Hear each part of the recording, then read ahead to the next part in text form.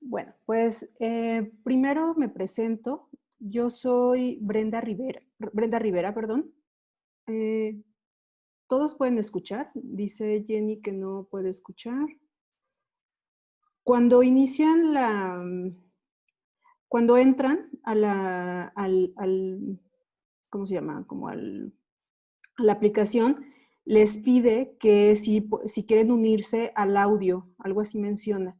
Entonces, le tienen que decir que sí para que ustedes puedan escuchar.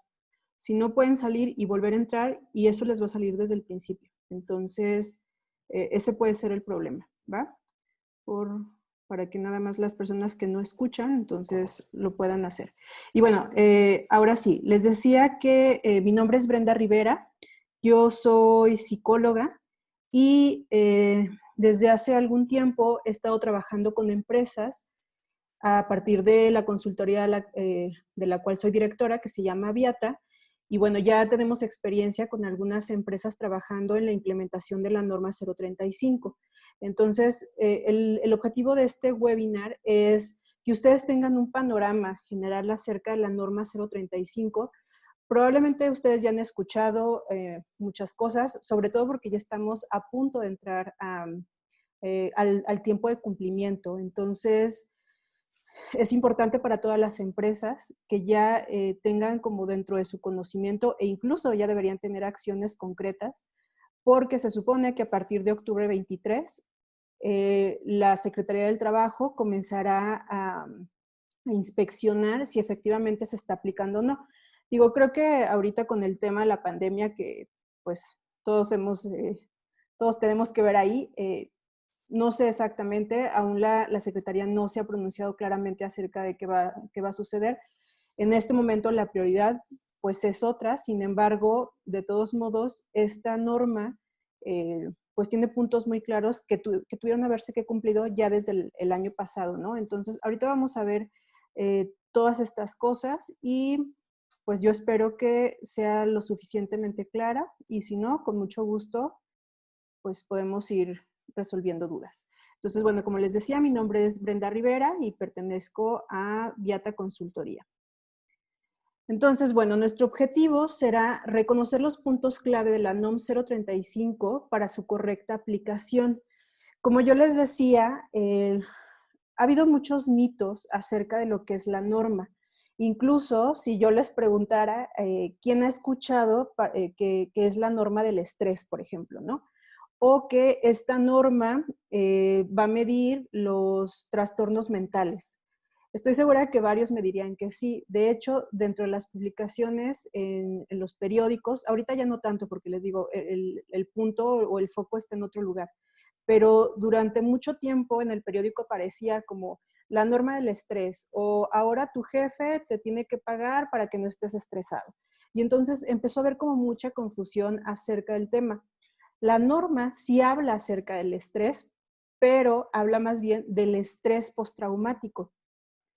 Y lo dice como un poco como a los lados, ¿no? O sea, sí habla del estrés, pero más bien como las consecuencias que podría llevar esta norma. Entonces, ¿qué es lo que vamos a ver el día de hoy? Vamos a ver los puntos clave, como son el porqué de esta norma. Vamos a empezar con eso porque creo que es primero entender el precedente, o sea, de por qué es importante aplicar esta norma, más allá de que es obligatoria.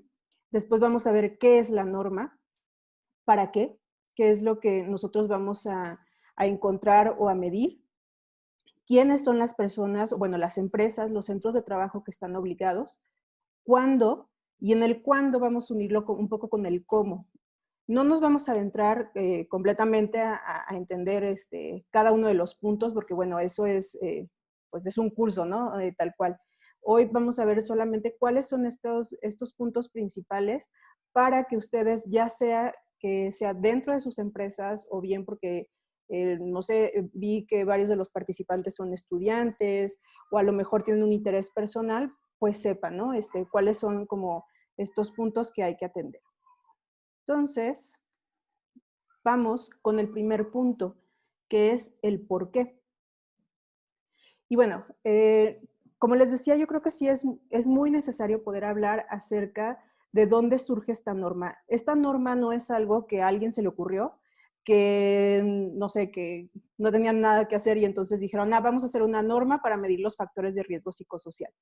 Si ustedes incluso se van como en el diario oficial hasta abajo, donde está publicada la norma 035, viene una serie de bibliografía, muchos de ellos de España o Latinoamérica, y pueden encontrar casi como referencias directas, ¿no? O sea, ya en otros países se había hablado acerca de la importancia de los factores de riesgo psicosocial. Ahorita vamos a ver cuál es la definición, pero básicamente lo que se dieron cuenta, que no es que hayan descubierto el hilo negro, sin embargo le pusieron el nombre y en México también se le empieza a poner el nombre, es que se dan cuenta que más allá de tener solamente como las condiciones físicas necesarias para que tú puedas hacer tu trabajo, es importante y diríamos casi imprescindible que cuentes con otro tipo de recursos que tiene que ver más con la seguridad que te da tu trabajo, el que te encuentres en un lugar donde te puedas expresar libremente,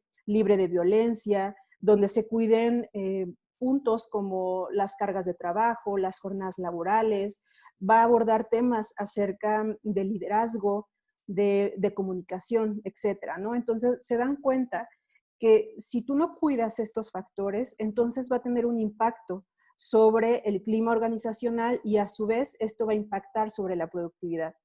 Ahora quiero que vean esto que tienen en su pantalla, donde algunos datos interesantes, ¿no? Por ejemplo, el ausentismo representa el 7.3 del costo anual de la nómina y el 20% de la pérdida, en la pérdida de la productividad.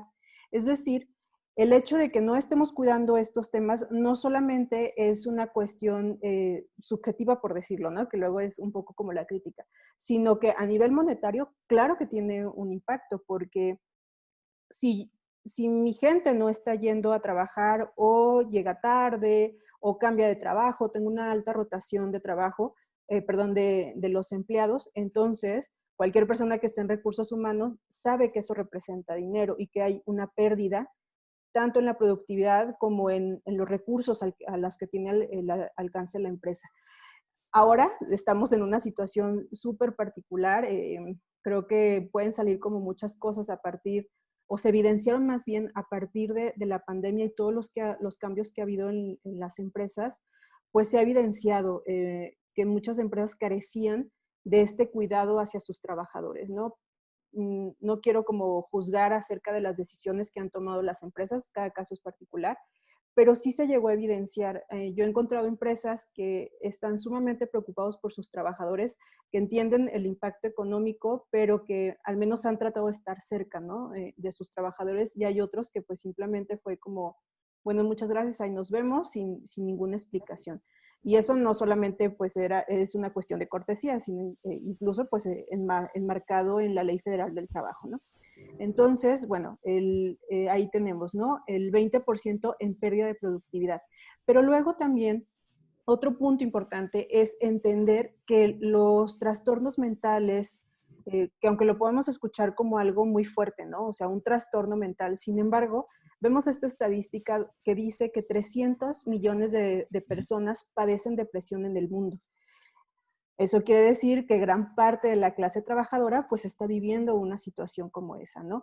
Solemos estigmatizar lo que significa un trastorno o una enfermedad mental.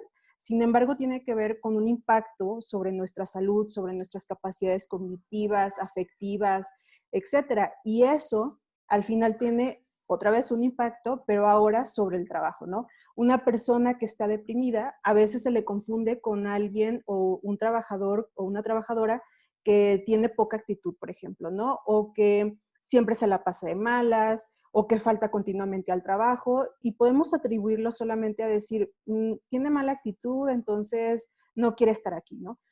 Pero no sabemos que a lo mejor en el trasfondo resulta que hay una situación de depresión, de ansiedad, de estrés, etcétera, ¿no? Entonces, es necesario como poner atención a esto. Y este último dato que dice que la depresión y la ansiedad cuestan $1 billón anual en pérdida de productividad. Entonces, como les digo, me he encontrado con empresas que dicen, bueno, sí, sí, suena muy bonito esto de la norma, pero a mí en qué me beneficia, ¿no? O sea, a mí para qué me sirve aplicar eso. Muchas respuestas cuando se les pregunta acerca de si, bueno, si quieren, no tendría que ser una pregunta, ¿no? Pero sí un poco de, bueno, si estás interesado en que simplemente la norma es, no, porque lo único que hacen es ponerme más normas y más leyes y no entiendo y es gasto de dinero. Sin embargo, creo que es una visión un poco equivocada porque esta norma en particular lo tendríamos que ver más bien como una inversión. ¿Qué quiere decir esto? Si yo invierto en mi gente, entonces voy a tener un beneficio también como empresa, ¿no? O sea, yo dueño de una empresa o dueña de un negocio, pues claro que lo que menos quiero es que haya fugas de dinero, y mucho menos ahorita, ¿no?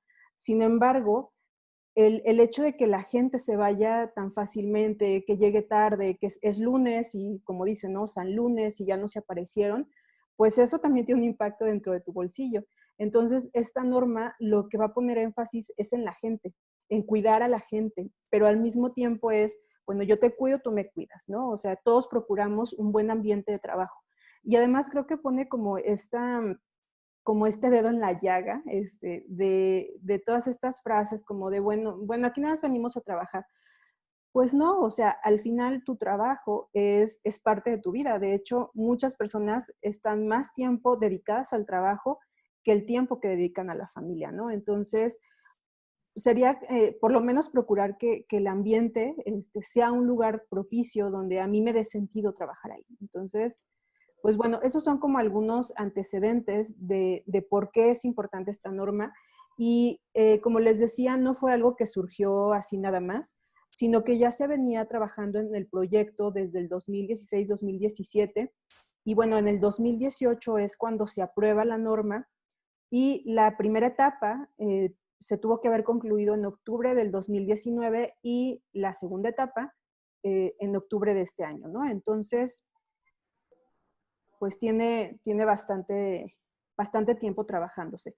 Aún así, algo que ustedes se van a dar cuenta, o yo les voy a ir comentando, es que todavía quedan como muchos huecos acerca de la norma. Todavía no está tan claro algunos puntos y yo puedo casi aseverar que va a tener que tener modificaciones, porque ya sobre la marcha nos hemos dado cuenta de ciertos puntos que no son tan claros o que no son tan pertinentes, pero bueno, pues eso será viendo sobre el tiempo, ¿no? Entonces, bueno, ¿qué es la norma? La norma, como les dije, fue aprobada en octubre del 2018 y lo que busca esta norma es establecer los elementos para identificar, analizar y prevenir los factores de riesgo psicosocial, así como promover un entorno organizacional favorable en los centros de trabajo. Aunque ahorita vamos a hablar acerca de qué son factores de riesgo psicosocial y qué es un entorno organizacional favorable, quiero poner la atención sobre estos primeros 3 puntos, ¿no? Es identificar, porque eso va a ser la norma. O sea, yo tengo, por ejemplo, yo encargada de recursos humanos, tengo que identificar cuáles son los factores de riesgo. Para eso, la norma nos va a dar ya instrumentos hechos. Puede haber variantes, ahorita les platico cómo, pero bueno, lo primero que voy a hacer es identificar, ¿no? Después, yo voy a tener todo este sinnúmero de datos y los tengo que analizar para que luego yo pueda proponer ciertas estrategias que me ayuden ya sea a prevenir o a controlar, ¿no? A corregir en el ámbito en cualquiera de los ámbitos, cuando yo ya detecté que hay un problema. O bien prevenir, ¿no? O sea, decir, bueno, a lo mejor este factor no está presente o no está tan presente dentro de mi centro de trabajo, pero sí tengo que implementar acciones para que no se vaya a convertir en un problema. Entonces, ¿para qué? ¿Para qué vamos a utilizar esta norma o qué es lo que está buscando, ¿no? Yo les decía, hay 2 puntos, ¿no? Factores de riesgo psicosocial y entorno organizacional favorable. ¿Qué es un factor de riesgo psicosocial? Dentro de la misma norma va a venir definido el significado. Creo que esto es necesario que ustedes lo sepan. Puede ser que haya un montón de definiciones que lo encuentren en un lado, en otro. Por ejemplo, el tema de violencia laboral, que es como uno de los puntos principales acerca de la norma, ¿no? Podemos encontrar un montón de definiciones. Sin embargo, es necesario irnos a la misma norma, que es la que nos va a decir de qué se trata o hacia qué se está dirigiendo, ¿no? Por ejemplo, en el tema de violencia laboral, aunque en otras definiciones encontremos, por ejemplo, el que abarca el ámbito sexual, en la norma menciona que no será materia de esta norma abordar el tema de la violencia sexual, ¿no? Entonces, por eso es importante ir a las definiciones que se encuentran en la primera parte de la norma. Entonces, bueno, ¿qué es un factor de riesgo psicosocial? Estos se definen como aquellos que pueden provocar trastornos de ansiedad no orgánicos del sueño vigilia y de estrés grave y de adaptación, derivado de la naturaleza de las funciones del puesto de trabajo, el tipo de jornada de trabajo y la exposición a acontecimientos traumáticos severos o a actos de violencia laboral al trabajador por el trabajo desarrollado.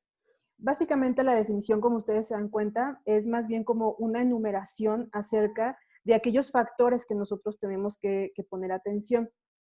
Dice que un factor de riesgo psicosocial está relacionado completamente con el trabajo, ¿no? O sea, no es más bien algo que me haya pasado fuera del trabajo, sino que en relación a mis condiciones de trabajo, yo puedo presentar ciertos factores que pueden tener un impacto en mi salud física, en mi salud mental, ¿no? Es como muy trascendente, me parece, que empiecen a poner atención a esto, ¿no? Empezar a hablar de trastornos de ansiedad. La ansiedad, la depresión y las adicciones son los trastornos que más comúnmente se van a presentar en centros de trabajo. Sé que nos están visitando, bueno, que están con nosotros de varias partes de México. Yo estoy en León, Guanajuato, y bueno, aquí hay un corredor industrial muy importante, ¿no? Y platicando con varias empresas, sé que una de las problemáticas más importantes es, por ejemplo, el tema de adicciones. O sea, tienen un ausentismo importante, una rotación, y muchas veces es porque el trabajador o la trabajadora está alcoholizada, drogada, o porque ya tuvo una consecuencia dentro de la familia, ¿no? Muchos trastornos de ansiedad y otra vez, no puedo dejar de mencionar el tema de la pandemia porque es como un gran paréntesis. También a partir de esta situación se han potenciado tanto trastornos de ansiedad como de depresión. A lo mejor ahí estaban un poco en puerta y esto lo vino a detonar y esto se está llevando hacia el trabajo, ¿no? Ya sea que lo estén haciendo dentro de casa y entonces le ha costado mucho trabajo para las personas poder acomodarse, pero también los que han regresado, o sea, no sé si han escuchado como este síndrome de la cabaña, creo que se le dice, que es, bueno, ya estoy como tan habituado a estar aquí que ahora me da miedo ir afuera, ¿no? O sea, ya no quiero estar expuesto a lo que antes estaba expuesto y sin embargo, pues tienes que regresar. Entonces, como les decía, son todos aquellos factores presentes, ahorita vamos a ver cuáles son, y que entonces tienen un impacto. Aquí sí habla, ¿no? Por ejemplo, del estrés grave y de adaptación. Luego habla, por ejemplo, de acontecimientos traumáticos severos, que eso es un punto que ya debería estar evaluado para este momento. Y a lo que se refiere a un acontecimiento traumático es como aquellas vivencias donde tú has sido víctima o has presenciado algo que haya sido como muy fuerte, lo voy a decir así, ¿no? Porque luego traumático no suena como si estuviera mal. Imagínenlo como comparándolo como con un trauma físico. Por ejemplo, tengo una fractura, o sea, no fue cualquier golpe, sino que el impacto o el suceso, el hecho fue tan fuerte que entonces quedó una marca a nivel físico. Acá vamos a hablar de acontecimiento traumático, pero más bien a nivel psicológico, donde, por ejemplo, a lo mejor yo fui testigo de un accidente donde murió uno de mis compañeros y entonces eso me está afectando. Entonces, vamos a medir esta parte. Y lo otro que les mencionaba es el tema de la violencia laboral, porque pone muchísimo énfasis la norma 035 sobre los temas de violencia laboral, el poder hablar de esto, el decir tiene consecuencias, Tienes que tener mecanismos claros para que tus trabajadores puedan poner quejas, denuncias. Incluso la misma Secretaría del Trabajo ya sacó pues vamos a decir como un machote acerca de cómo podría ser este protocolo de violencia laboral, que también para este momento ya lo deberían tener todas las empresas, ¿no? Y puede ser tan complejo o tan simple como ustedes quieran, pero sí tiene varios mínimos, ¿no? O sea, desde tener un comité, el tener un mecanismo claro, qué voy a hacer cuando llega una persona, es decir, se está tratando de abordar con la debida seriedad el tema de violencia laboral. Y bueno, aquí están. ¿Cuáles son los factores de riesgo que va a medir esta norma? Liderazgo y relaciones, es decir, las preguntas que se te van a hacer acerca de la norma es qué tanto el líder está influyendo para que se esté desarrollando un buen ambiente de trabajo, si tu líder te da orden, te da guía, si clarifica tus funciones, cómo son las relaciones en el equipo de trabajo, si cooperan entre ustedes, si te sientes como parte del equipo. Entonces, todo el tema de liderazgo, que eso luego nos va a impactar en muchos más, ¿no?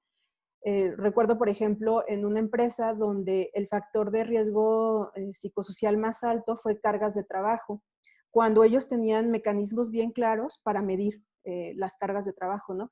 Sin embargo, ya en el momento del análisis y de la investigación, lo que nos dimos cuenta es que entre los diferentes coordinadores había mucha desorganización y además había ya problemas a nivel personal, ¿no? ¿Qué provocaba esto? Que entre ellos no se comunicaran y entonces a la parte operativa, como consecuencia había un retrabajo, tenían órdenes contradictorias, un poco como el contentillo del coordinador que estuviera ahí, entonces eso era lo que estaba impactando en que el trabajador sintiera que su carga era bastante, pero tenía que ver más bien con el liderazgo, no tanto con la carga de trabajo en sí, ¿no? Entonces, bueno, cargas de trabajo, ahí lo que va a medir es qué tanto se respeta, si hay una buena distribución acerca de las labores o dentro de un mismo rango resulta que uno hace más y otro hace menos. Después viene otro tema que es el control del trabajo. ¿Qué quiere decir esto? Control del trabajo se refiere a qué tanto él o la trabajadora tienen voz y voto dentro de la empresa. O sea, qué tanto se escucha sus ideas, sus propuestas. Hay empresas donde trabajadores dicen, no, pues es que yo he propuesto esto, he propuesto lo otro y no me escuchan, ¿no? O yo he pedido retroalimentación acerca de tal cosa y no me la han dado. Entonces, aquí, por ejemplo, dentro de las acciones que te sugiere la norma es, pues, que puedas hacer, por ejemplo, asambleas, ¿no? O sea, con tus trabajadores y que puedas escucharlos para ver ellos también qué tienen que decir. Entonces, a eso se refiere control de trabajo. O qué tanto yo puedo decir abiertamente, oye, yo necesito, por ejemplo, capacitarme en esto, ¿no? O sea, no se trata solamente como que sea un espacio para la queja y para decir todo lo que pienso, no, o sea, bueno, di qué propones y entonces como empresa lo trabajamos, ¿no? A eso se refiere el control del trabajo. Después está apoyo social. El apoyo social tiene que ver con qué tanto hay soporte entre todos, ¿no? O sea, qué tanto intercambio hay, por ejemplo, de conocimientos, de apoyo pues, en las actividades. Aquí, por ejemplo, algunas de las actividades que te proponen es, bueno, ten incluso actividades como extralaborales, ¿no? Para promover este buen ambiente de trabajo y de apoyo entre los unos y los otros, pues justo para generar un buen ambiente de trabajo. Después está equilibrio en relación trabajo-familia. La norma lo que nos dice es que pues debería haber un equilibrio, ¿no? O sea, el tiempo que le dedicas al trabajo, ok, está determinado, pero luego también el tiempo que le dedicas a tu familia, pues también tendría que estar acotado. Yo sé que en México luego eso es un rollo, ¿no? O sea, porque pues a lo mejor ya estás en casa, pero te están hablando todo el tiempo, o ahora con el home office, algo que ha sucedido es que se nos ha confundido que home office es estar disponibles el 100% de tus horas, ¿no? tanto por parte del empleador como a veces también del propio empleado, porque no descanso, o sea, todo el tiempo estoy ahí haciendo una cosa, haciendo la otra, no tengo organización, no tengo tiempos libres, y entonces ahora estamos observando un agotamiento que tiene que ver con el poder delimitar. Y además con estas ideas un poco erróneas de que si estás haciendo home office quiere decir que no trabajas, y cuando no es así. Yo creo que a lo mejor a algunos de ustedes les ha pasado que sienten que incluso trabajan más, ¿no? Porque tienen que tener como toda su dedicación a lo que están haciendo y además tratar de evitar como todos los estímulos que están alrededor. Entonces, las preguntas van a ir dirigidas hacia eso, o sea, ¿qué tanto tú dentro del trabajo estás pensando en tu familia o no estás yendo a asuntos de familia por estar atendiendo cuestiones del trabajo, etcétera? Después viene el tema del reconocimiento. Esto también es importante porque es qué tanto tú como empresa, negocio, centro de trabajo, le reconoces a tus trabajadores el esfuerzo que están haciendo, ¿no? No quiere decir necesariamente o no dice así como, bueno, le tienes que dar tantos bonos o tienes que hacer tantas cosas, ¿no? Sino el que tú como empresa pues te des cuenta de lo que está haciendo el trabajador, ¿no? Y que entonces el trabajador también reciba esa retroalimentación, tanto positiva como negativa. Muchos trabajadores a veces de lo que se quejan es que ni siquiera sé si estoy haciendo bien o no mi trabajo, o si lo hago mal, pues nadie me dice, y si lo hago bien tampoco. Entonces, el tema del reconocimiento es qué tanto ponemos atención, qué tanto motivamos al trabajador, pues para que siga haciendo bien su trabajo. Después está la violencia laboral, que era lo que les estaba hablando hace un ratito, donde va a hablar acerca de los malos tratos, del hostigamiento, del acoso laboral, o sea, empieza a definir, ¿no? O sea, desde humillaciones, críticas, burlas, el que me estén bloqueando como mis oportunidades de salir adelante. Aquí Telma, por ejemplo, dice, en violencia laboral entran las diferencias de salarios, aún siendo la misma categoría, ¿no? Sí también busca como entender esa parte, ¿no? Eso tal cual a lo mejor no saldría. Sí hay una pregunta dentro de las guías que dice de si recibo el salario que merezco o una cosa así, pero más bien dentro del análisis, a lo mejor la incomodidad y la insatisfacción viene justo porque no estamos teniendo un trato justo, ¿no? O sea, él está recibiendo o ella está recibiendo como eh, pues más paga exactamente por el mismo trabajo. Entonces, eso claro que son cosas que luego no se dicen, pero que todo el mundo sabe y tiene un impacto. Sin embargo, en violencia laboral, tal cual lo va a decir así, no tiene que ver con el acoso, tiene que ver con el hostigamiento y los malos tratos. El hostigamiento tiene que ver cuando hay un nivel superior y entonces yo ejerzo violencia hacia un nivel inferior y el acoso se da entre iguales. Entonces, tener como esa precisión. Después viene información y comunicación. Ahí va a preguntar cómo está haciendo estos canales de comunicación, si se está bajando la información, si se está quedando atorada en ciertos niveles, si se habla acerca de lo que está pasando, de cómo vamos en los indicadores, acerca de las problemáticas. Después de aplicar la norma, una de las cosas que pide es que se dé a conocer a los trabajadores cuáles fueron los resultados que como empresa o como centro de trabajo obtuvimos, ¿no? Y por último, el tema de capacitación, tanto formación humana como técnica, si de verdad nos estamos preocupando por formar a nuestra gente, ¿no?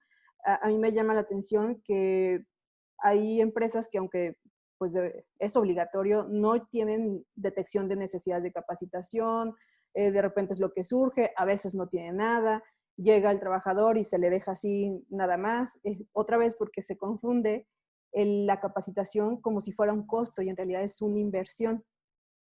Si yo capacito bien a mi gente, entonces esta curva de aprendizaje no será tan grande y pues obtendré resultados mucho más pronto, ¿no? Entonces, bueno, esos son, se los dije rapidísimo, pero para que sepan y tengan en contexto cuáles son los factores de riesgo psicosocial. Y bueno, después, como ustedes recuerdan, decía factores y además entorno, ¿no? Y otra vez lo que va a hacer es como enumerar ya varias cosas de las que les he hablado, que dice que un entorno organizacional favorable es aquel en el que se promueve el sentido de pertenencia de los trabajadores a la organización, la formación para la adecuada realización de las tareas encomendadas, la definición precisa de las responsabilidades para los miembros de la organización, la participación proactiva y comunicación entre sus integrantes, la distribución adecuada de las cargas de trabajo con jornadas laborales regulares y la evaluación y reconocimiento en el desempeño. Ya les hablé de varios de estos factores de riesgo y aquí no los vuelve a mencionar, ¿no? O sea, a lo mejor ahora también habla acerca del sentido de pertenencia. ¿Qué tanto yo me siento parte de este equipo de trabajo? Porque cuando yo no me siento parte del equipo de trabajo, empieza a suceder este fenómeno de no querer participar, de aislarme. A lo mejor esta persona puede ser víctima de violencia, se empiezan a crear estas alianzas que luego son muy destructivas para los ambientes de trabajo, ¿no? Entonces, pues eso es lo que va a buscar. Ahora vamos a quiénes tienen que cumplir esta norma. Todos, básicamente todos los centros de trabajo tienen que cumplirlos. Para la norma hay una clasificación y dependiendo de esta clasificación va a ser el tipo de obligaciones que va a tener el centro de trabajo. Está hasta 15 trabajadores, entre 16 y 50 trabajadores y más de 51 trabajadores. Aquí es importante hacer como la precisión de no estamos hablando, o sea, les voy a poner un ejemplo, un banco, ¿no? Un banco, el que sea Banregio, pues digo, es una empresa. Sin embargo, cada sucursal es considerada un centro de trabajo. Entonces puede ser que a lo mejor una sucursal tenga 8 trabajadores y luego está el corporativo donde tengo 300 trabajadores y en otro tengo 40 trabajadores. Entonces, no lo tengo que tomar como el total, sino más bien por cada centro de trabajo es el tipo de obligaciones que tengo que cumplir. Entonces tampoco se puede establecer así como las mismas estrategias para todo. Y esto tiene una lógica, porque puede ser que en esta sucursal de 8 personas resulta que ahí, pues hay temas, por ejemplo, de violencia y en el corporativo no hay. Ahí más bien el problema tiene que ver con cargas de trabajo. Entonces por eso, pues se tiene que tomar aparte y también las obligaciones. Después viene el tema del cuándo. Y bueno, ahora sí vamos como a esta parte de qué se tendría que haber cumplido desde el año pasado, aunque la realidad es que más allá de la pandemia, digo, ahorita, como les digo, ha sido el tema, ¿no?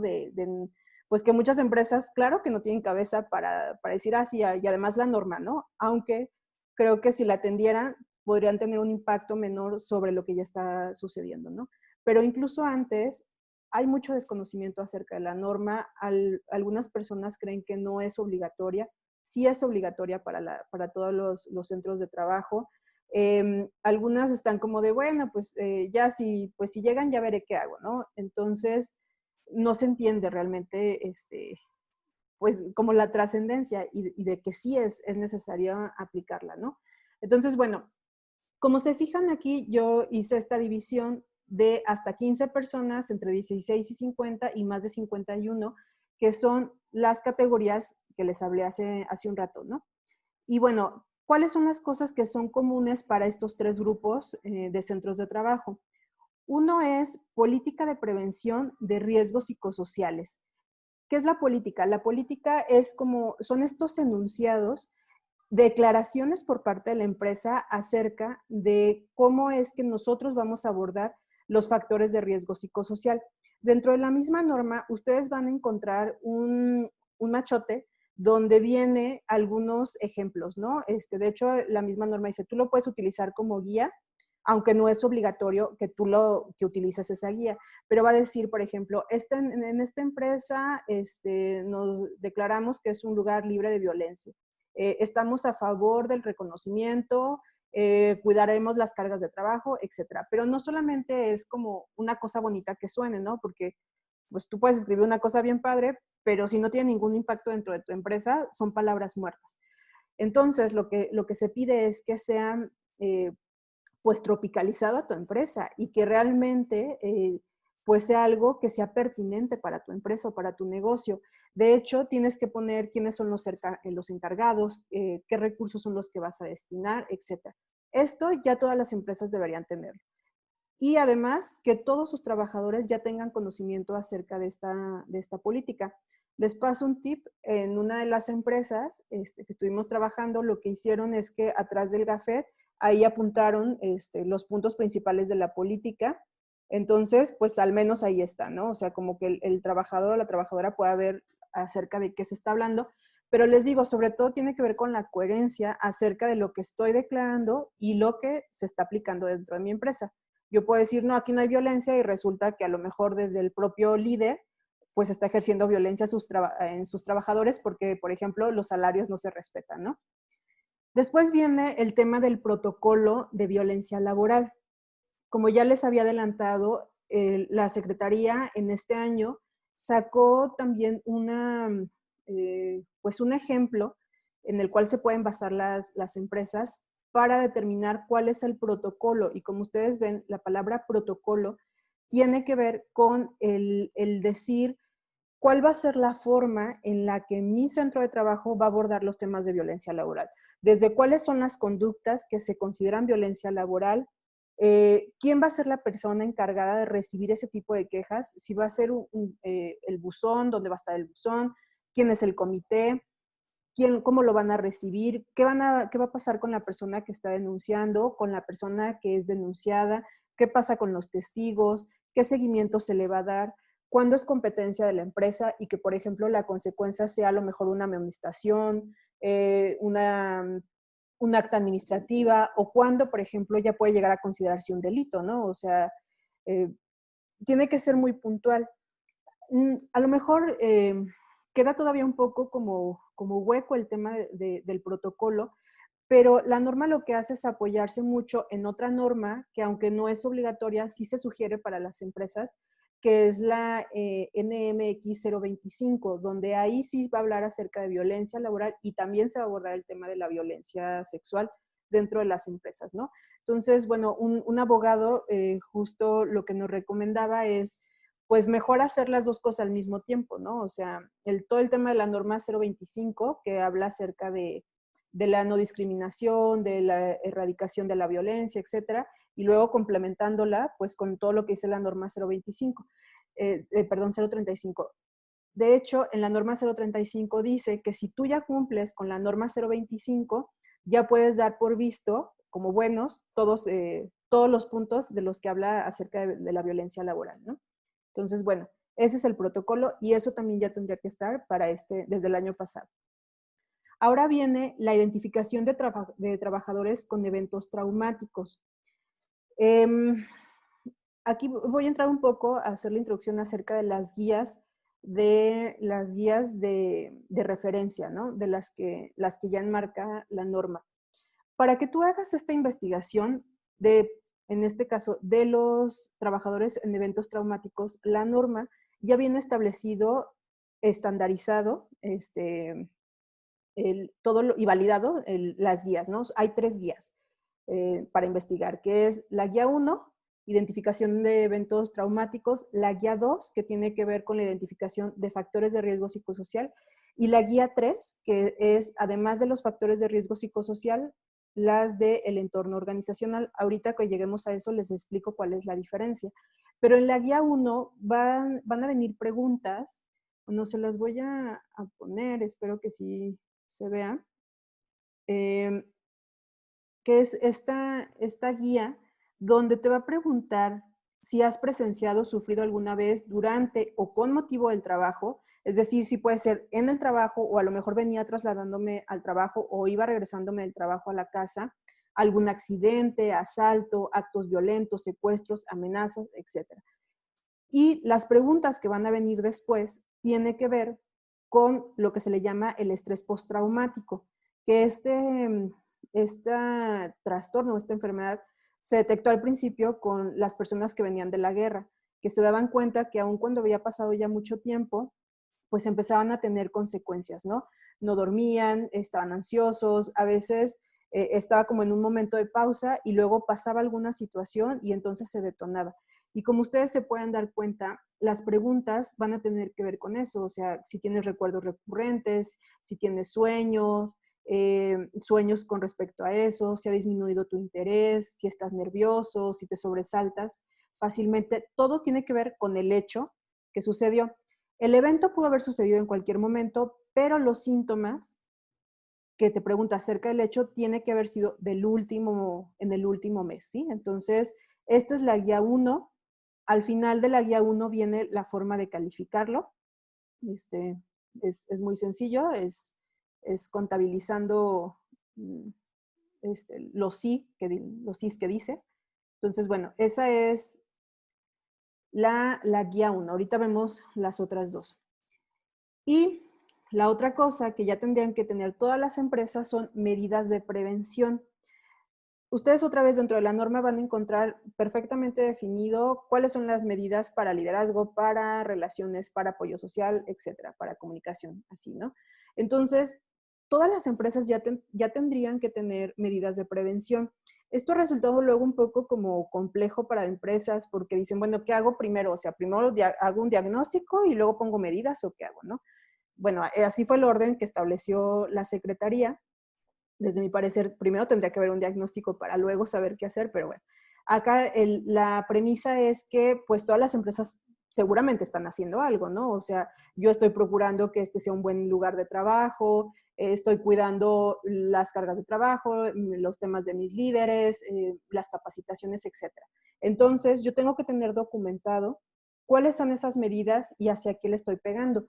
Hay empresas que dicen, no, es que yo no tengo nada. No, sí tienes, a lo mejor solamente necesitas como poderlas enmarcar a qué rubro está perteneciendo y además cómo lo estás documentando, que eso también es sumamente necesario tener documentada toda la información.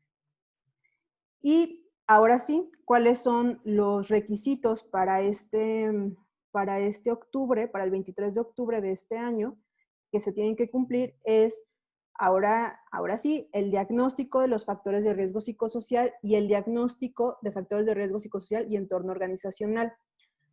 Como ustedes se fijan, hasta 15 personas ya no tienen que tener otro requisito, ¿no? Ya todo esto que les voy a platicar, ya no tendrían que hacerlo. Me ha pasado con empresas que aún así lo hacen, ¿no? Pero bueno, la única diferencia en realidad entre de 16 y 50 y más de 51 es el tipo de guía que se va a aplicar. La guía 2, que es, me las pongo. La guía 2, que es esta, va a tener un total de 46 preguntas. Como se fijan, a lo mejor alguien ya las conoce, están dentro del diario oficial y te va a estar haciendo preguntas y el trabajador lo que tiene que hacer es marcar si le pasa siempre, casi siempre, algunas veces, casi nunca o nunca. Y así los diferentes rubros, ¿no? Y la guía 3, si se fijan, es un formato muy similar, pero la diferencia es que va a tener 72 preguntas, porque en la guía 3 va a investigar temas de reconocimiento de sentido de pertenencia y ahorita se me está olvidando cuál es el otro punto, ¿no? Aquí viene...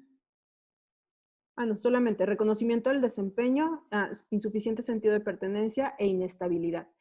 Y la guía 2 no contiene estos temas.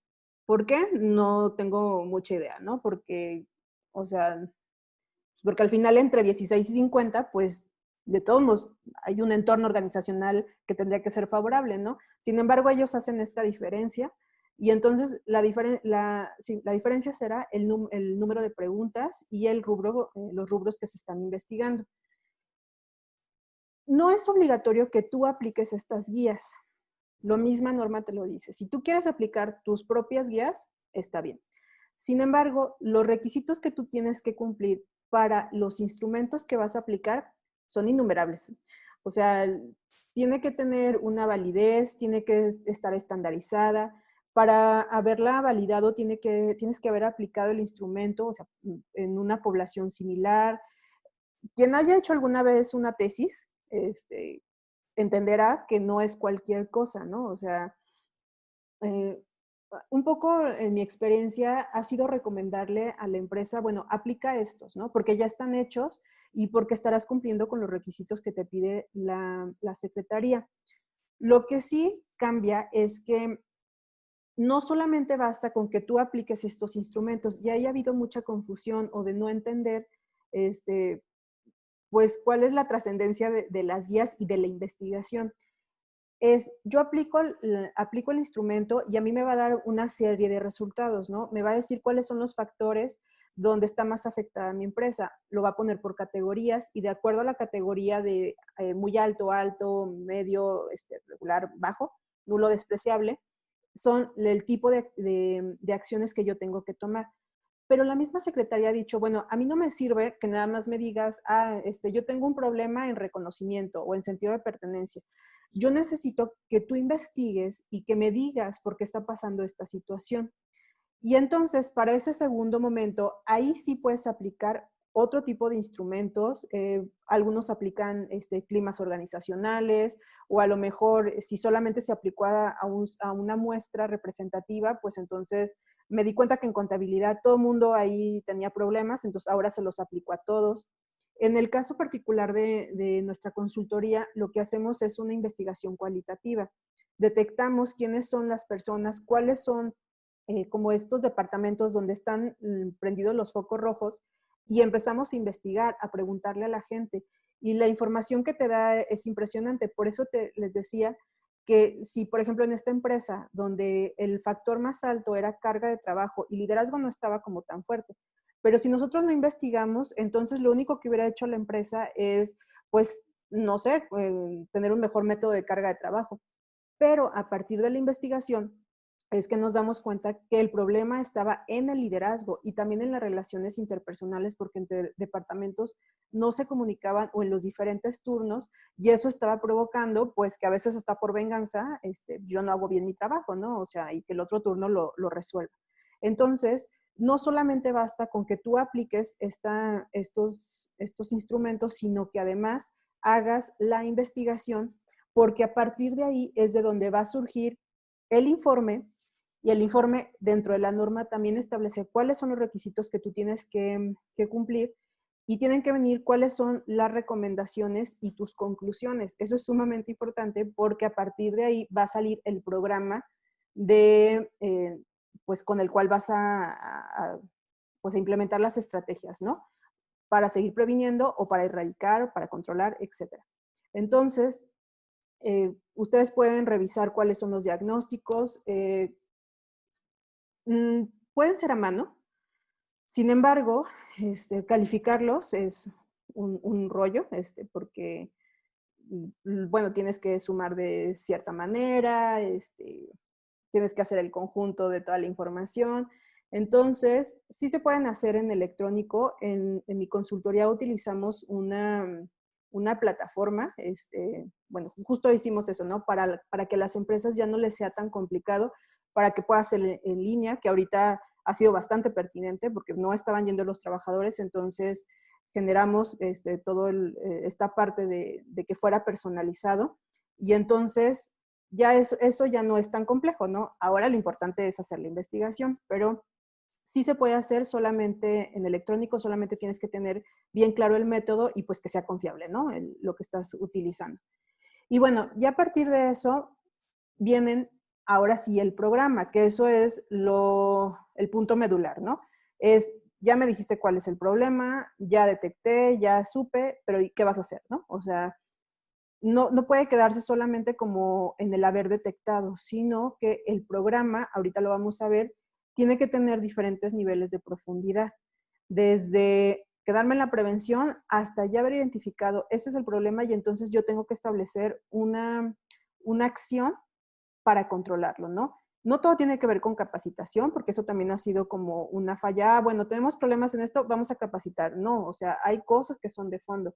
En algunas empresas, el asunto está, por ejemplo, en la planeación estratégica. No hay planeación estratégica, no hay una definición de puestos de trabajo, entonces todo el mundo hace lo mismo y se acaban contradiciendo. Entonces, el programa tiene que tener una lógica con aquello que ustedes investigaron y se dieron cuenta. Ahorita vamos a ver ya por último el tema del programa. Y la otra parte es el examen médico o psicológico, que eso también ha causado como un poco de controversia. Hay como tres rubros por los cuales una persona puede ser mandada a un examen médico o psicológico. La primera es por los eventos traumáticos, que fue la guía 1 la que les platiqué, ¿no? Ya salió positivo y entonces esta persona tiene que ser evaluada para saber cuál ha sido su impacto y qué es lo que necesita.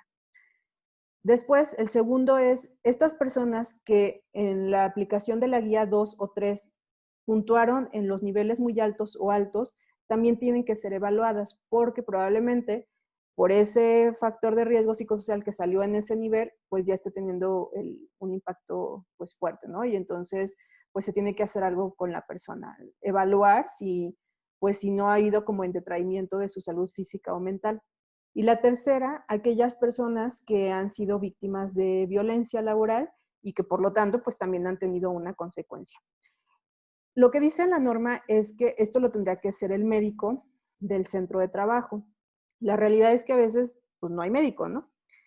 Menos hay psicólogo, porque aquí es cuando se pide la intervención de un profesional. O sea, quien va a hacer una valoración psicológica solamente es el psicólogo, eso no lo puede hacer ninguna otra persona. El médico valora y dice, sí, esta persona tiene que ir a evaluación psicológica. Después, cuando se hace la valoración psicológica, que sería un poco como un psicodiagnóstico, entonces el profesional tiene que dar su recomendación acerca de cuál es pues lo que se sugiere hacer, ¿no? No, pues que vaya a terapia breve o que yo qué sé. No te obliga a que tenga que ser una instancia particular. De hecho, ahí lo que se supone que tendría que pasar es que el propio Seguro Social dé como este recurso, ¿no? De la atención psicológica. ¿Qué nos estamos encontrando en la realidad? Pues que el seguro no le da la vida. Si antes no le daba, ahora menos le da la vida, ¿no? Pero se supone, o hasta de las últimas conferencias que hubo de parte de la Secretaría antes de la pandemia, el seguro afirmó que ellos iban a tener la capacidad para poder admitir como a estas personas y darle el seguimiento. Pero, no sé, en un ejemplo, en una empresa evaluamos alrededor de 550 personas. Yo creo que más o menos 90 personas salieron en un nivel alto o muy alto, ¿no? Entonces, esas personas tendrían que ser referenciadas al seguro y atenderlas. Me parece que va a ser un poco difícil que se pueda cumplir esto, ¿no? Algunas empresas lo que han hecho es contratar a un psicólogo y entonces tener un psicólogo de planta, pero no estás obligado a hacer ninguna de estas cosas, solamente a que sí lo evalúe una persona que es experta en este tema. Y tú como empresa, que tienes que hacer es tener el registro de que tú enviaste a la persona, la contestación de la persona, no te tienen que decir ni qué se está trabajando, ni cómo va, no te tienen que dar el psicodiagnóstico tal cual, simplemente que tú tengas evidencia de que tomaste una acción con respecto a esto. Dice aquí, el psicólogo del corporativo puede llevar el caso y dar de alta. Sí, o sea, lo que pasa es que no lo menciona tal cual, de cuál es el proceso, ¿no? Que estos son como los puntos que les digo que habrá que ir como luego haciendo más claros, ¿no? Conforme vaya pasando el tiempo.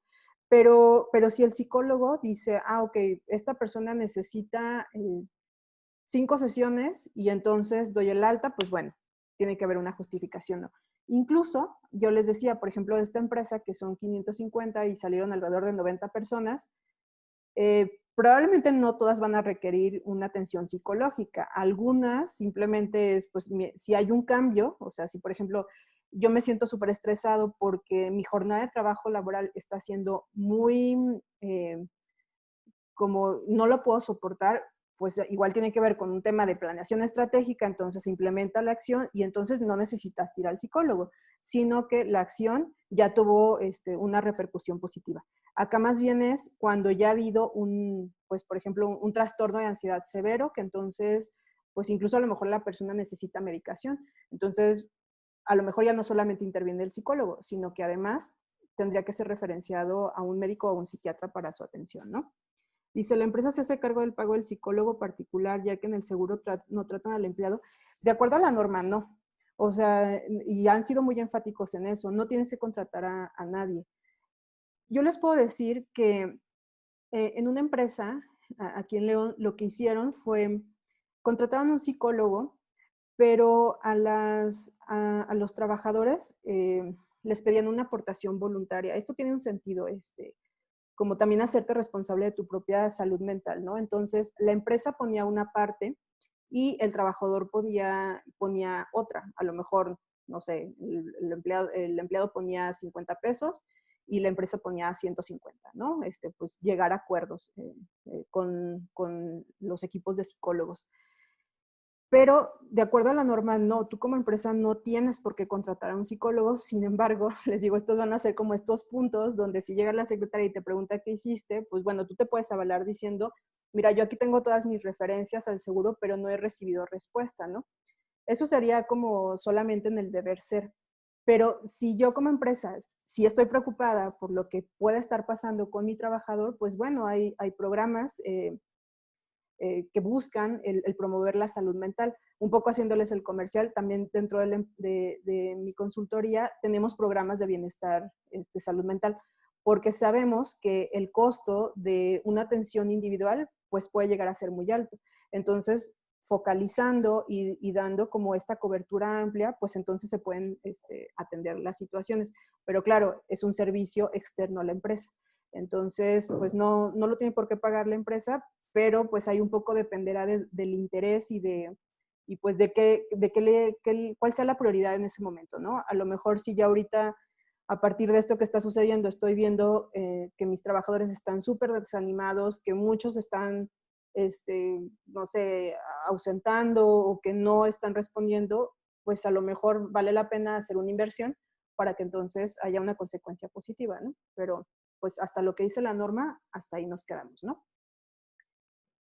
Y bueno, la última parte, que será siguiendo esto que yo les mencionaba acerca del cómo, ya les platiqué de varias cosas, pero en el cómo viene el programa, perdón, de intervención. Este programa tiene que tener un formato que es bien establecido dentro de la norma, desde quién es la persona encargada, quiénes son los grupos, cómo va a ser el seguimiento, etcétera. Y lo divide en 3 tipos de prevención, que para los que son psicólogos lo pueden entender fácilmente, pero para los que no, también es muy sencillo, ¿no? Hay 3 tipos o 3 niveles de intervención: prevención primaria, secundaria y terciaria. ¿Qué es la prevención primaria? Eh, no hay un problema en sí, sin embargo sé que podría representar un problema en ciertas situaciones, entonces hago un programa que trate de prevenir que suceda tal situación, ¿no? Por ejemplo, pues a nivel salud, pues prevención de la diabetes, prevención de la hipertensión, del embarazo adolescente, bla, bla. O sea, sé que es un problema, pero no lo tengo tal cual ahí presente. Entonces, aquí, por ejemplo, entran las políticas la política de prevención de los factores de riesgo psicosocial, entra el protocolo, entran campañas de salud mental, de salud física, etcétera, ¿no? Entonces, es todo lo que yo puedo hacer para evitar que suceda algo. Después, la prevención secundaria. Eso quiere decir, yo ya detecté que en este grupo hay un problema. Y eso me lo permitió los instrumentos que yo apliqué anteriormente, ¿no? Entonces, si yo me di cuenta que mis team leader no tienen control, no tienen manejo de gente, pues entonces tengo que hacer algo con este grupo en particular para poder erradicar ese problema. Generalmente la prevención secundaria se da en grupos. Y por último, la prevención terciaria, que esto sería para estos casos donde ya ha habido un impacto, como les decía, como psicológico acerca de lo que sucedió porque fui víctima de violencia, porque los factores de riesgo psicosocial, eso fue lo que provocó, o bien porque viví un acontecimiento traumático, entonces es cuando tiene que ser una atención personalizada, es decir, lo que les estaba hablando acerca de las evaluaciones médicas y psicológicas. Entonces, todo esto tiene que venir en el programa que ya tendría que haberse implementado, porque, como les digo, pues estamos en agosto y ya en octubre, pues ya la secretaría podría ir a supervisar, ¿no? Entonces, pues como en el ideal de los casos, pues yo ya tuve que haber hecho el diagnóstico y ahorita hacer ciertas intervenciones. No van a ir a supervisar, o eso ha sido lo que ha dicho la secretaría, qué tan bien o qué tan mal saliste, porque muchas empresas están muy preocupadas por eso, no quieren salir mal, pero pues al final de todos modos acaba saliendo el tema, ¿no? Sino más bien, ¿qué estás haciendo? Pues para intervenir acerca de lo que está sucediendo. Entonces yo secretaría, lo que dicen es, a mí me importa que de verdad te importe tu trabajador. Y entonces preséntame algo donde yo vea que sí sabes cuál es el problema y además que estás teniendo estrategias claras y directas para erradicar tal cosa, ¿no? Entonces, ese es el programa, así es como debería estar constituido, tiene que tener responsables. En el área de recursos, pues ya tienen que tener seguramente como experiencia en esto, ¿no? O sea, de cuando se hace una detección de necesidades de capacitación y luego haces todo un programa, pues así, pero ahora con referencia a la norma. Bueno, antes de pasar a la otra parte, dice Ismael, ¿qué pasa si el colaborador requiere asistencia con el psicólogo y el colaborador se opone? Fíjate, Ismael, que este ha sido un tema que sí se ha hablado, ¿no? La norma tampoco, bueno, vamos a decir, sí dice que tú como trabajador dentro de tus obligaciones tienes que contestar los cuestionarios, sujetarte a las medidas que te establezcan, etcétera, ¿no? Incluso habla acerca de que tienes que ir a las evaluaciones psicológicas. Sin embargo, no establece cuáles son las consecuencias si el trabajador no lo quiere hacer.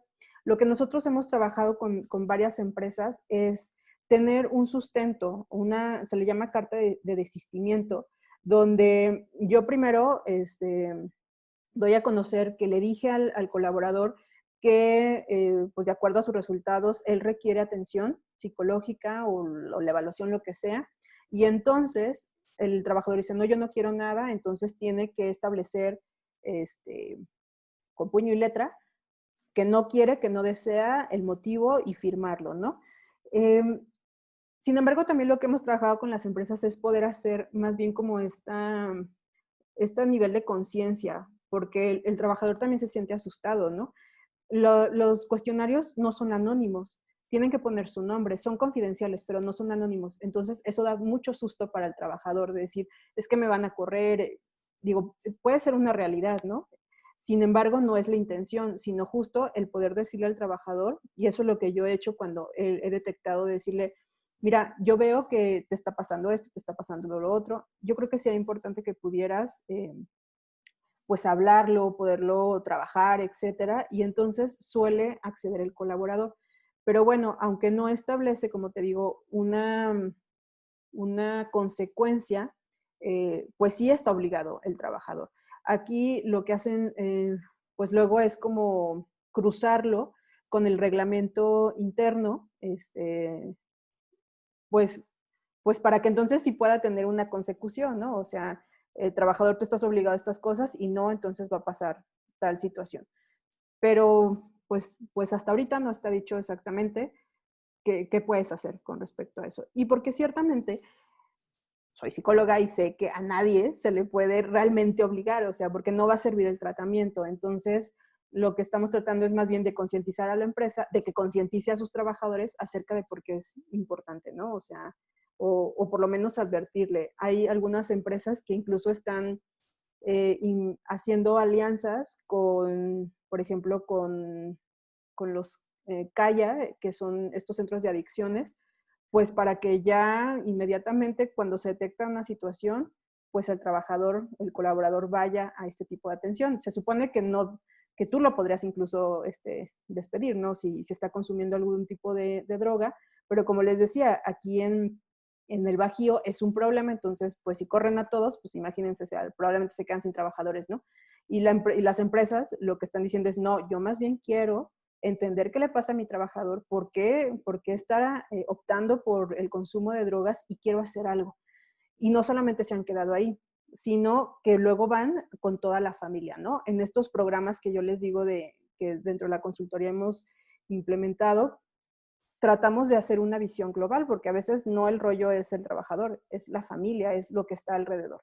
Entonces, creo que esa es la oportunidad tan grande que hay con la norma, de poder ir hasta donde queramos, y que no todo tiene que ver con dinero. O sea, el reconocer, por ejemplo, a tu trabajador, como les digo, hay gente que te dice, es que lo que quisiera, pues es que me digan gracias, o sea, como estas cosas mínimas, ¿no? O que tengamos momentos de convivencia, o sea, aquí se pone un poco a prueba, como les digo, también la creatividad de cómo, pues de cómo hacer a tu trabajador, a tu colaborador parte de tu empresa, ¿no? Y pues bueno, más viviendo lo que estamos viviendo en este momento, pues creo que es fundamental porque las consecuencias a nivel psicológico, yo creo que ni siquiera las hemos empezado a ver, sino que pues va para largo, ¿no? Entonces, ahí está la oportunidad de la norma, de todo lo que podemos llegar a hacer y también del beneficio que vamos a obtener al aplicar una norma como esta, porque va con la gente. Entonces, creo que eso es importante. Entonces, bueno, creo que, bueno, sí, ya antes de ponerles como lo final, quisiera saber si tienen alguna otra duda, algo más que no haya quedado como tan claro. Yo sé que fui súper rápida, o sea, que fui como tratando de abordar todos los temas. Este webinar, pues era como yo les decía, ¿no? Para que ustedes tuvieran pues una visión global. Dentro de Viata también ofrecemos un curso, el cual les voy a hacer llegar la información, en el cual, bueno, es un curso de capacitación tal cual de la norma.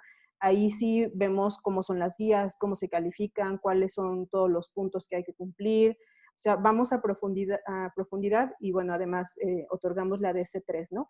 Entonces, yo de todo modo les voy a hacer llegar la información, pero en este momento sí quería que ustedes pues puedan entender la profundidad de la norma, porque empresas, lo entiendo, llegan y me dicen a mí, oye, ¿qué es lo mismo que yo tengo que hacer? Ok, o sea, puede ser, ¿no? O sea, sin embargo, creo que la intención sí tendría que ser, pues que sirva, ¿no? O sea, que lo que vaya a hacer es para que sirva, pero además también requiere una formación, porque muchas consultorías, por ejemplo, o las empresas así, están aplicando otro tipo de instrumentos. Entonces, el día que vaya a secretaría y le pida su validez y su estandarización establecida tal cual, no es creo que es un alfa de Cronbach de 0.85, algo así, o sea, tampoco es tan altísima, pero no, probablemente no van a cumplir, y aunque esté mejor, definitivamente las guías tienen como ciertos puntos debatibles que tendrían que a lo mejor irse corrigiendo, pero ya no van a cumplir desde ese momento, ¿no? Y aunque tú digas, bueno, yo le apliqué un clima y además le apliqué un cuestionario de Beck para ver si estaba deprimido, ya te va a decir, sí, pero yo lo que te pedí era esto, ¿no? Entonces, que sí pongan atención, ya sea que ustedes sean prestadores de servicios o dentro de su empresa, que el tipo de instrumentos que se está utilizando es el correcto, que no solamente se queden en investigar y aplicar el instrumento, sino que hagan la investigación, que su informe tenga todos los puntos claros. Viene hasta de que tienes que poner cuál es tu cédula de la persona que está investigando, ¿no? Que esté toda tu documentación, que los cuestionarios sean apegados. Si una pregunta de cuestionario es diferente, entonces pierde validez el instrumento porque no fue como se evaluó, ¿no? Entonces hay algunas empresas que modifican ciertas frases porque probablemente para ciertos niveles en de la empresa no entienden muy bien qué es lo que dice la pregunta, ¿no? Entonces ellos tratando de explicar, sin embargo tú sabes, tal cual cuando tú aplicas, por ejemplo, un test, que tú no le puedes cambiar la pregunta, porque entonces ya no es el instrumento con tal validez y con tal estandarización. Entonces, es importante. Aquí dice, Jackie, el proceso de aplicación de lo que dice la norma se debe comunicar 100% de los colaboradores. El proceso de aplicación de lo que dice la norma. No sé si te refieres, Jackie, o sea, a todo lo que es la norma o solamente como al diagnóstico. Aunque bueno, más allá de cuál de las dos, es sí, todo se tiene que comunicar. O sea, tienes que decirle al trabajador, al colaborador, qué es la norma, cómo se va a aplicar, quién la va a aplicar. De hecho, cuando tú vas a hacer la aplicación de los diagnósticos, tiene que tener toda esta información, ¿no? Sí tendría que ser al 100% de tus colaboradores, pero no te dice exactamente cómo. De hecho, dice informar, ¿no? A quien sí se tiene que capacitar acerca de los factores de riesgo psicosocial es a los jefes, gerentes, supervisores, etcétera, ¿no? Pero a los demás colaboradores dice, tú le tienes que informar y puede ser folletos, no sé, pósters, mailing, esto que les dije de ponerlo atrás, para que ellos sepan de qué va la norma. Cuando se tienen los resultados, tú de lo que les vas a informar es de los resultados en general, no por persona, no decir, pues tal persona está en riesgo, no, sino como empresa, estos son los puntos que tenemos que atacar, cuáles son los pasos a seguir, tienes que informar de cuáles son los protocolos, a todo el mundo le tienes que decir, ¿no? O sea, sí es bien enfática esta norma de informar, informar, informar, pues para que el trabajador sepa, ¿no? De qué se trata todo lo que se estuvo viendo. Entonces, ¿tienen alguna otra pregunta? Bueno, me espero un poquito por si acaso aparece. Pero bueno, aquí están mis datos. De todos modos, el correo del que les llegó el link, pues es el mío. Nos pueden encontrar en Facebook, en Instagram, en YouTube, etcétera. Y con mucho gusto, si tienen dudas o lo que sea, o les interesa, por ejemplo, la aplicación de los diagnósticos, como les digo, de forma online o asesoría acerca de, a lo mejor ya lo aplicaron y luego no saben qué sigue, o acerca del programa de intervención, con mucho gusto estamos aquí. Y también les haré llegar la información acerca del curso tal cual, ya con validez de la Secretaría del Trabajo, por si alguien quiere profundizar dentro de este tema, pues lo podemos hacer. Si también me quieren escribir y decirme a mí me interesa, pues para darles un seguimiento como mucho más cercano. Entonces, pues me parece que no hay más dudas. Sí, dice aquí, ¿debo tener evidencia desde la fecha que salió la NOM o tendría problemas si apenas empiezo a realizar todo? Pues mira, lo que han hecho algunas empresas es en su carpeta de evidencias, porque pues así, ¿no? Es armar esta carpeta, aunque lo estés haciendo ahorita, es recopilar la información de lo que hiciste antes. O sea, no puedes mentir, definitivamente no tendría ningún sentido de querer decir que aplicaste, por ejemplo, algo el año pasado cuando no lo hiciste, ¿no? Eh, pero lo que sí es, bueno, empiezo a recuperar, por ejemplo, todas mis medidas de prevención y entonces las recopilo y digo, eso se implementó hace no sé cuánto tiempo y aquí está la evidencia, ¿no? Y a partir de ahora todo tiene que estar documentado, absolutamente todo, evidencia fotográfica, documental. En la norma te va a decir cuando vayan las unidades de verificación, cómo lo van a evaluar, si te van a pedir algo documental, si va a ser por entrevistas, si va a ser algo que tienen que observar físicamente. Entonces, pues ahora sí que el punto es ya iniciar y entonces, digo, creo que sería menos grave que llegue la secretaría y al menos digas, bueno, pues no tengo todavía el programa, pero ya tengo la aplicación de los diagnósticos y ya tengo mi política, que eso serían como las tres cosas, política, protocolo y el diagnóstico, pues que ya lo tengas, ¿no? Y las medidas, pues por lo menos que las empieces a recopilar. Y bueno, pues creo que también habrá, espero, como un poco de tiempo de gracia pues por lo que estamos viviendo y que darle chance a las empresas, ¿no? Dice Joyce, los supervisores evalúan que los empleados sepan la información de la norma, es decir, les preguntan y debe hacerse las evaluaciones en ciertos periodos. Pues no es en sí los supervisores, lo que se ha estado haciendo es más bien crear un comité, es necesario que haya un comité de la norma para que ellos sean los que lleven toda la aplicación. Sí puede ser que los supervisores puedan estar como evaluando qué tanto saben, ¿no? Porque cuando vaya a la secretaría o la unidad de verificación, pues lo que va a hacer es que va a llegar y a lo mejor le pregunta a cualquiera, oye, dime cuál es, oye, ¿sabes qué es la norma? Entonces, más bien ahí es, Joyce, ¿qué mecanismos tú dentro de tu centro de trabajo puedes establecer para que, pues, para tú asegurar que tu trabajador sí conoce, que tu colaborador sabe acerca de la información, ¿no? Para eso otra vez hay que ponerse creativos para saber cómo llegar hacerle llegar toda esta información. Entonces, no es necesariamente el supervisor. Y luego dice, debe hacerse las evaluaciones psicológicas y médicas en ciertos periodos.